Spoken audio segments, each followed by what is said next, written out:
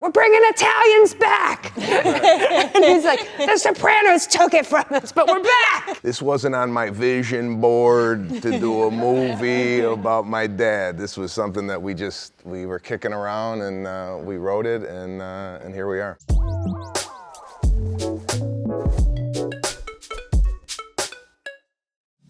Hey, this is Sebastian Maniscalco. This is Entertainment Weekly's Around the Table with the cast of About My Father. Don't be so enthusiastic. No, energy down a little, because you're going to jump out of your clothes. Okay, go ahead. I mean, you don't have to sell it, but you know what I mean. Leave him alone. He's doing great. I'm gonna do the comedy. Zing! I can't leave my father. This is the first summer since we had to say goodbye to your dear mother, and you're going to leave me to burn the sparklers and eat the hot dogs alone. Why don't we just bring him? Nah, I don't think so. I do a lot of stand-up about my father, but this was a little passion project Austin Earl and I decided to write because there were some stories about my family I wanted to tell in more of a movie format than just on stage. So, to be honest with you, in writing it, I never thought I would be here, you know, with all these talented actors, and a movie has been made about what we wrote. It's pretty amazing. But no, I didn't have this wasn't on my vision board to do a movie about my dad. This was something that we were kicking around, and we wrote it, and here we are. I was shooting Killers of the Flower Moon in Oklahoma, so I asked if Salvo could come down for a day or two and meet, and he did. And I went over the script with him, certain scenes, if we do this, do that, blah, blah, you know.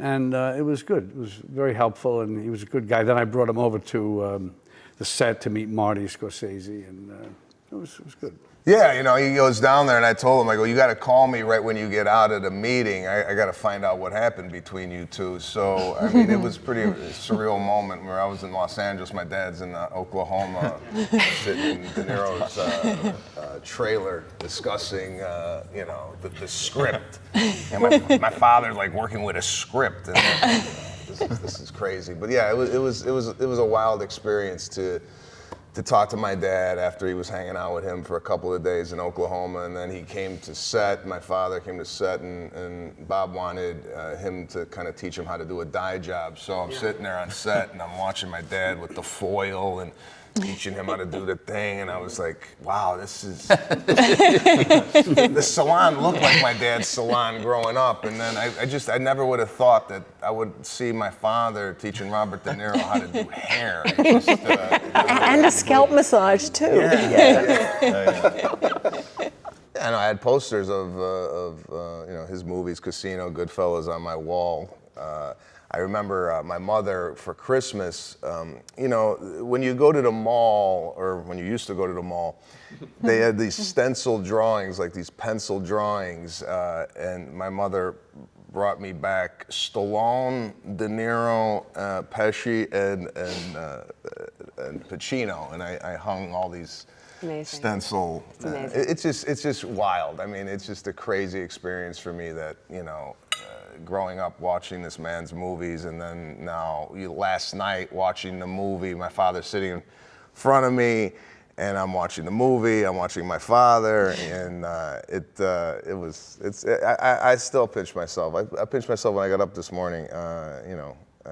Just watching that movie last night with my family and friends was really special for me. He's worried his immigrant father's going to make him look like some kind of Goomba. Dial it down with the With all the what is this? No, I liked it. Paul had said it to me, and then I said if we could have a reading, which kind of lifts it off the page a little, like what we're doing, sitting around the table. We all get a bunch of other actors to just help us read it. And we did that, and I met Laura. She came in, and I saw that she was from that environment, and then she understood it, as obviously Sebastian did. And that was important to me, so that when we did it, if I did do it, I'd be with people who understood the world, so we're not doing things that are crazy. And the foundation was solid in that world. Yeah, it's an incredibly personal film, and it's very rare that you get to make a film that is so personal while also being so universal. Sebastian's father is Sicilian, and it's about their relationship, and my mother is Sicilian. So when I read the script, I just it was the first time in my life where I've leapt out of a chair after reading a script and said, I have to direct this, because it was so deeply personal to me. Hey, Sebastian. Hi. Nice to see you. Pleasure. Welcome. Meet you. Sebastian, so good to see you.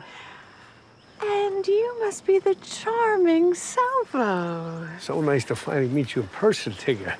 It's just last week I was checking out your highlights on TV. Oh, the CNN or the Fox ones? No, the blonde ones. Your hair, if I could say, is just like a block of marble. I want to sink my tools into it. What are you doing? Sorry, You're gonna hit her. Oh, Salvo, we've heard you're quite the stylist. Now tell me this. Do you think I'm too old to pull off a set of frosted tips? I don't think I've ever played someone who was that free with their anger, which was kind of fun to play, because it's a very powerful emotion. But to try and make that funny and real was a challenge, but I enjoyed that. I finally got to play myself, which is just refreshing. You know, I can really just, show my true feelings. Your depth. Yeah, my depth, my lack of depth. The script was so good, and reading it, I know exactly who this person is. So I didn't have to really go off the page, but Laura was always game for adding things here and there. And so if you want to put a little button on something, you're like, maybe it'll be in the movie, maybe not. Or she'd come down with her mask and be like, I have an alt. We're just saying we haven't seen Laura's face because she was always in a mask on set, but she'd come out and just sort of hold it out so her voice would come out. And I have an alt line. Some of the alts were in Italian, so we didn't really know what was going on, but fortunately Bob did. Well, she would feed Bob these little Sicilian things, right? Say this. What does that mean? It's right. Yeah. Sicilianisms. Do you speak fluent Italian? I speak enough to have a conversation. That's a lot. Yeah. And I do understand Sicilian, because I grew up going there. My mom, immigrated, and so I grew up going there every summer, and so I completely understand Sicilian, You which is were great. really there wasn't any other person to direct this movie. It really wasn't nobody. When she came in, when we were interviewing the director, she came in with a full presentation, like a PowerPoint presentation of, I think this should be the music, I think this should be the outfits, and it was like, my God, if this woman took this much time to do this just for the interview, what is she going to do when she directs it? So she just came in so prepared, and to echo what Bob was saying, she's from the life, she's got parents like my parents, so it wasn't a far stretch for her to understand kind of my relationship with my father, and I thought that was really critical in having her be a part of this, just because of her experience. Not only that she's a really great director, but it was so I felt like if my sister was a director, this was kind of as good as it gets. So she really knew the world. We'll give you the grand tour. This is Doug. He's learning to be a healer. Hello. What are you doing? Just serenading our pet peacock. I love you. I practiced in the hotel room a couple of days before. Tried to serenade the whole hall. Brett's audition, he sent in the tape, and then I think his manager said, he's going on a week-long silent retreat, so he won't be available this week. And I was like, this is the guy. Perfect timing. Yeah. And the flute in the movie is my flute. Oh yeah, yeah. It is So my so actual he flute. came in for a callback with Bob, and it was over Zoom, and Brett just said, should I bring my flute? And I said, absolutely. And so in the middle of the callback, he whips out the flute and starts playing a riff, and even Bob cracked up. It was pretty great. Yeah, that whole thing wasn't in the script. Yeah, the that whole was all little improvised. Salvo. That was Yeah. all improv. We stole it. Heel, little Salvo, heel. Yeah, that was fun. So funny, and the way you're following that peacock, Oh yeah. just Yeah. I love you. I think that peacock might have liked it. I think it stuck around me for the whole night. Did it? Kinda in my vicinity.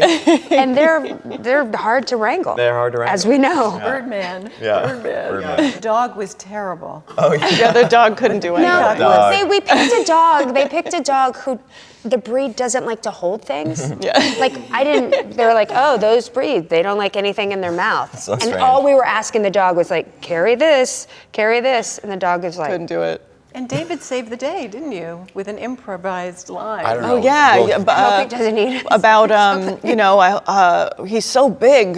We don't get rough with him because we're afraid he'll kill us. yeah, that's true. Well, what they wanted to do, they wanted the dog to sniff Bob's crotch. Yeah. And and I just wanted to say, Bob, just put some dog food in your, but they didn't do that. But that would have worked. Hey, Dad, check it out. I could die. I'm trying to make sure that you don't make an ass out of yourself by trying to be somebody you're not. Oh my gosh. Oh, shit. Sebastian, your suit. It's Versace. Do you like it? No, you moron! It's not up! Honey, my mom can't unsee that. When we were writing it, I came up with the idea of like, I think this would be a funny, because I'm like very physical in my comedy, and the intention was for me to do that jet booting. You wanted to actually do it? Yeah, I wanted to actually do it, but then I think we had a problem with. It was insurance. And the studio We could barely didn't even want get him on in the jet water. ski. I was like, let's go rip and run. know? And they're like, absolutely not. Yeah, no. Pretty dangerous thing. Yeah, during this filming, I had unbelievable sciatica running down my leg, so I was in a lot of pain. So The vibrations of the jet ski, that'll shake it Wait, loose. so he did get in the water. So we shot this in a river in Alabama, right? We're in Mobile, and he did get in the water, and he's like, "There's no alligators in here because you can't see the bottom. It's just brown, And so he gets in the water, and then I take a picture of him and Anders going off on the jet ski, and on the photo it says Alligator Bayou, and I'm like, oh my God. So they come back and I'm like, hey Sebastian, you were just in Alligator Bayou. Oh my God. Nice to show me that. Yeah. I gotta get back in. Yeah. The locals were like, you're fine. There's no gators fine. in there. It only happens occasionally. Yeah, once every 20 years somebody gets You're bit. so worried about your ass. With AI now, they can actually, you should go back, you can actually we could go use back your in. ass with AI De-age if you it. want. Just a little baby butt. We ain't doing that. Yeah, I just want to make a statement here. The jet boot scene, and this is coming directly from my wife. She's like, just let everybody know that's not your ass. Apparently that guy's ass doesn't look like mine. My wife wanted I've to seen let worse. the world know. It's the best ass Alabama had to offer. That was a decent. Yeah, I agree. Yeah, there's moments of the film that are, obviously true, and the jet boot scene never happened. The peacock was actually a turkey. There's a turkey that roams around my in-laws' property, and we just made it a peacock. No one ever killed a peacock and ate it. But the relationship between my father and I is accurate. So yeah, it was fun kind of playing around with the script and putting in really true parts. I really got on a helicopter. I had a panic attack and was sweating and I didn't suck a lemon though. However, the lemon thing came from when my father and I went to Italy and we were going through some windy roads, and the locals said, "Suck on a lemon, that relieves nausea." So we just put that in the It's a helicopter scene. great bit for them to be like, let's see if we can get this guy to suck on a lemon. But aren't the costumes, don't they dress up in the costume thing, like this? Yeah, that's another thing. Yeah, my in-laws, every year they do a Christmas card, and it's got a theme. So one theme, one year, we were all bouncing on a trampoline, and then we send that out. So yeah, that unfortunately is true. I can't believe you put this all together from what we have in the kitchen. It's artichoke and poultry.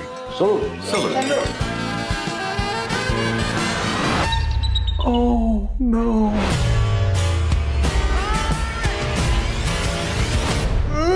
Laura really sort of set up a situation where everybody really was invited to fool around. And there's just nothing more fun than go to a place where, so often you do a role or something and people, they say, you gonna do it like that? But in this one, it was like, go more, yes, I love it, like that. And everybody, Kim was just terrific. And everybody, I saw the movie for the first time last night. And Did you like it? I did like it. Everybody was. Be honest. I didn't like it. I didn't like it. It wasn't enough. It was like this all the time on the set. It was lovely. It was so good, and I thought Laura just did a really terrific job with it. I mean, Laura, sort of the pace of it. I mean, in the middle of it was this whole thing with the ski boots, and it kept everybody laughing. And then it was down, and Kim added these beautiful sort of real scenes of relationships and stuff, and his moves. Fantastic. And her there, Leslie, she has this wonderful energy that kind of kept everything bubbling along every time you came to her. Yeah. Laura, it was a really terrific job.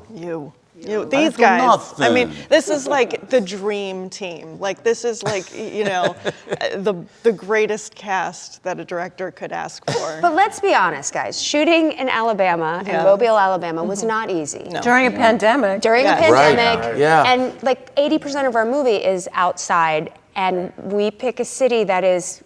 You think Seattle is the rainiest city in America. It's actually Mobile, Alabama. Learned that on a Google search. Yep. Real? Yep. And week 2, when we blew out all our rain cover, I Googled rainiest city in America, and Mobile, Alabama popped we up. were on set the first week, because the first week it was just Sebastian and me together. And so we're shooting in the house, and she's got all these grand plans, and it's a thunderstorm starts.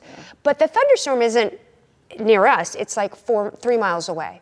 And they're like, we got to stop. There's lightning 3 miles away. And she's like, what? And they're like, it's called a lightning strike. It's a thing when you're in the South. It could just travel, so you have to shut down for 30 minutes. And if another lightning strike happens 3 miles away, the 30 minutes starts again. Reboots. And There was Laura's a day where face, do you remember, like, she was like, what is this lightning strike? And then we started playing, you found that Klaus song? know me, lightning striking. So every time we hit another 30-minute interval, we'd play lightning striking again. And then the car tire blew out when we were trying to do the car scene. And then at one point, like, the dog and there's like all this stuff. And Sebastian and I would come to set, and he's like, what's happening? I was like, lightning strike. And he'd go, cursed.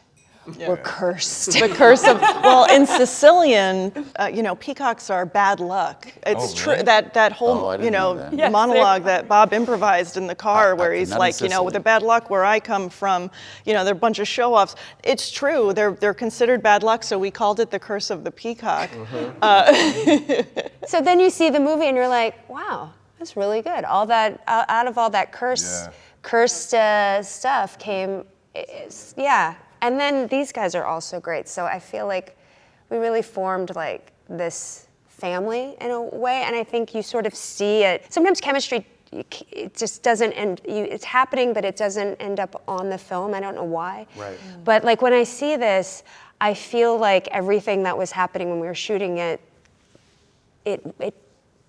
went in. It translated out to the film. Now's the time that we need. My father has an old Italian saying, family isn't one important thing. It's everything. Cologne growing up was so, I mean, I had... What was your scent? Back in the day, it was an Acqua di Gio, was a staple. Drakkar. Drakkar. Izzy Miyake came out with a beautiful scent. Paul Lagerfeld. I had cologne like people collect wine. When did you start wearing it for real? I think I wore it on my first communion. Wow, young. Smelled fantastic, getting a wafer. Was Bob, it called do you wear Anya's cologne? Day?